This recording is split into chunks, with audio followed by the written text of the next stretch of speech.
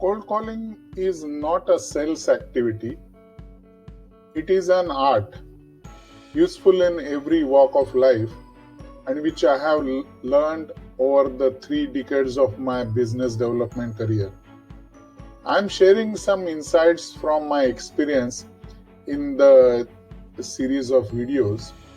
Hope it helps you guys who are striving to increase sales in these turbulent times. As a lifelong learner, I keep observing other salesmen, read books, listen to podcasts, or watch videos to keep learning newer techniques. Over 3 decades, I have seen transition in cold calling from door-to-door visits to calling companies by referring phone directories to calling prospects on mobiles. But still, every new call poses challenge and has a thrill. Over these years, I adjusted my strategies with changing times and kept winning. Now, if you look at the process of cold calling, it starts with building right mindset for selling story to unknown person. Then prepare script, the call itself, qualify the lead, getting past the gatekeepers, follow up effectively and close the sale. Cold calling is not about only selling. It is how you interact with unknown people in everyday life. It is all about articulation and storytelling. For cold calling, you need to get into right frame of mind. It demands go-getter attitude, which of course will get built over a period of time. Getting over the fear of rejection is the first and most critical part of the whole process. If you get over it, half the battle is won. I learned to get over the fear of rejection from door-to-door salesmen who used to visit our home. I saw them greeting us with smiling faces, explaining us about their products, and accepting rejection with smile. I have seen doors slammed on their faces and still they would go to the next door with smiling face. As a child, we never had any fear of rejection, but during formative years, the fear of rejection got inculcated in our head. So getting over fear of rejection is actually unlearning our learned behavior. So the fear of rejection is actually made up in our mind. It is assumption that we will get rejected. Now I'll tell you how I got over it. On hindsight, it may look easy, but trust me, it was really hard, definitely not impossible. There are 7 ways I looked at cold calling and I got over the fear of rejection.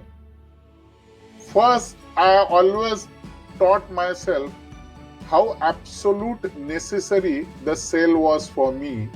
As an entrepreneur, it was only source of livelihood for me. I had to sell no matter these few rejections. That led to positive frame of mind, the optimism.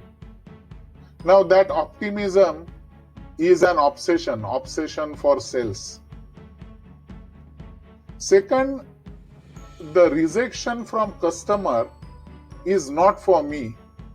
It is for a particular product that I am trying to sell. It reflects actually on the product that I am selling and not on me. That leaves the door open for me. I can keep approaching them for other products. I'll give you an example to explain this. There was this customer, I was trying to sell a specific technology solution, but they were not interested. I got into sales of a different technology solution which was addressing their challenge. I approached them again. Guess what? They laid red carpet for me. Third, no is normal in sales. I kept teaching myself that percentage of success in cold calling is much less than 10%. So what if 9 guys shut door on me?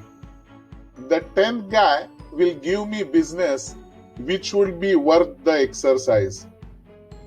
That led to building perseverance, which is helping me in every walk of life. Even my percentage of success kept increasing.